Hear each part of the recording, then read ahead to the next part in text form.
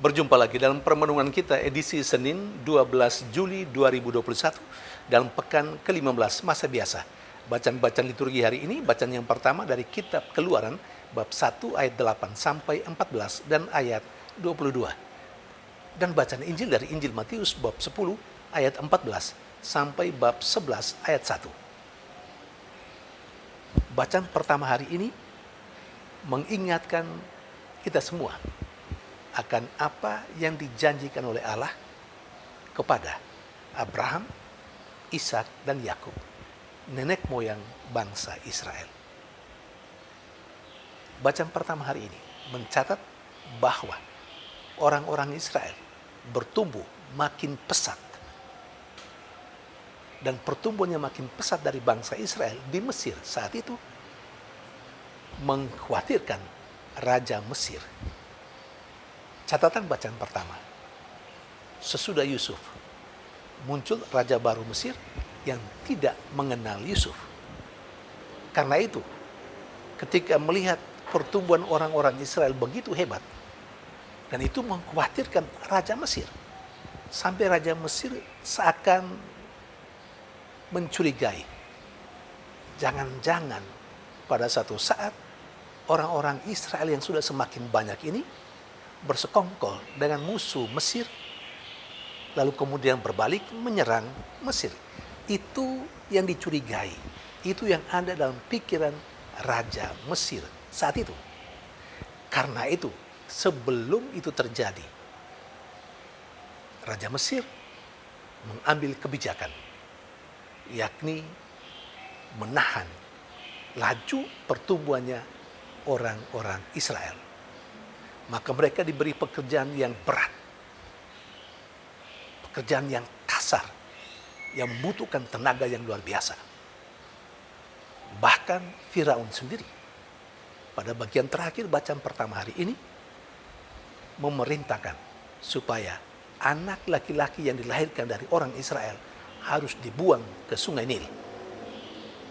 Saudari dan saudara yang terkasih, bacaan pertama juga mencatat semakin orang Israel mendapat tekanan dari Raja Mesir, bahkan Firaun, semakin mereka bertumbuh makin banyak, makin hebat. Apa yang bisa menjadi pesan bagi kita yang merenungkan perikop bacaan pertama ini? Yang pertama, ketika Allah berjanji, Allah akan memenuhi janjinya. Janji Allah kepada Abraham, Ishak, dan Yakub adalah akan menjadikan keturunan mereka, keturunan Abraham, Ishak, dan Yakub, sebanyak pasir di pantai laut dan sebanyak debu tanah. Dan itu terjadi. Saudari dan saudara yang terkasih, kalau Allah sudah berjanji, Allah pasti akan memenuhi janjinya, akan melaksanakan janjinya. Bagi kita, apa yang Allah janjikan kepada kita? Pembaptisan membuat kita disebut sebagai Israel yang baru. Dan Allah dalam diri Yesus Kristus berjanji akan tetap setia mendampingi dan menyertai kita sampai Dia datang untuk yang kedua kali. Itu janji Allah melalui Yesus Kristus. Ingat, ketika Allah berjanji, Allah akan memenuhi janjinya. Keyakinan bahwa Allah akan memenuhi janjinya dalam diri Yesus Kristus, itu harus menjadi kekuatan bagi kita untuk tegar menghadapi semua peristiwa hidup kita, terutama persoalan-persoalan, kesulitan-kesulitan kehidupan kita seperti saat ini. Pandemi sangat mengkhawatirkan kita, bukan? Membuat iman kita goncang, bukan? Tapi kita ingat janji Allah dalam diri Yesus Kristus. Ia akan mendampingi dan menyertai kita sampai akhir zaman. Karena itu, hadapilah pandemi ini dengan keyakinan bahwa Allah tetap berada bersama kita dan berjuang bersama dengan kita, berlangkah bersama dengan kita. Maka waspada, oke, tapi tidak mesti takut sampai semacam penyakit paranoid. Saudari dan saudara yang terkasih, sementara dalam bacaan Injil, Yesus menegaskan kepada para muridnya saat itu dan kita sekarang, bahwa dia datang bukan untuk membawa damai, tetapi dia membawa pedang. Kita harus memahaminya sungguh-sungguh.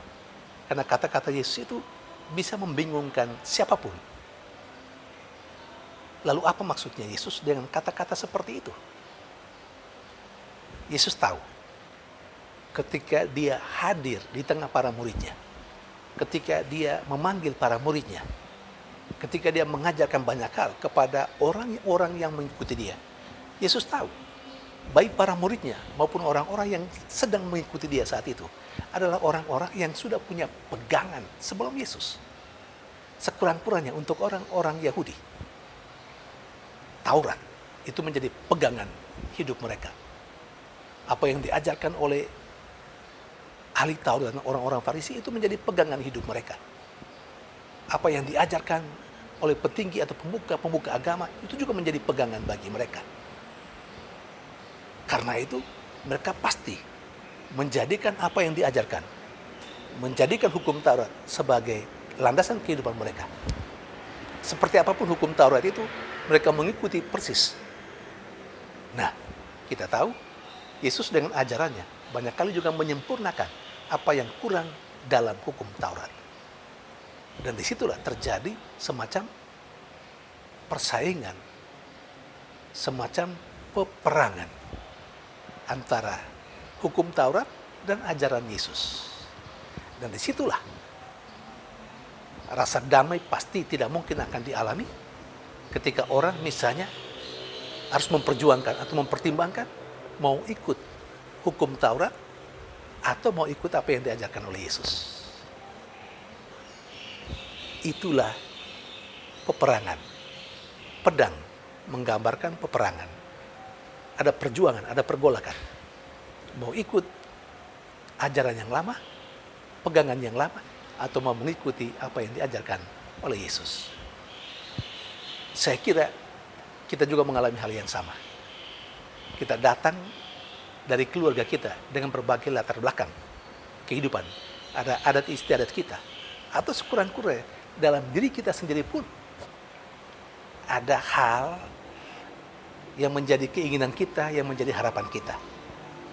Dan ketika pada suatu saat tertentu dengan masalah tertentu, kita mesti memilih mengikuti keinginan kita, harapan kita, mengikuti adat istiadat kita, atau mengikuti apa yang diajarkan oleh Yesus.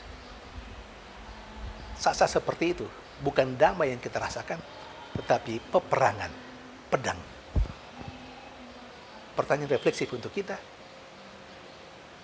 yang mana yang biasanya menjadi pemenang? Apakah ajaran Yesus yang kita ikuti, atau keinginan hati kita yang kita ikuti, atau adat istiadat dan kebiasaan lama yang mau kita ikuti? Sehingga terkadang kita menjadi orang yang abu-abu. Di satu sisi mengikuti adat istiadat,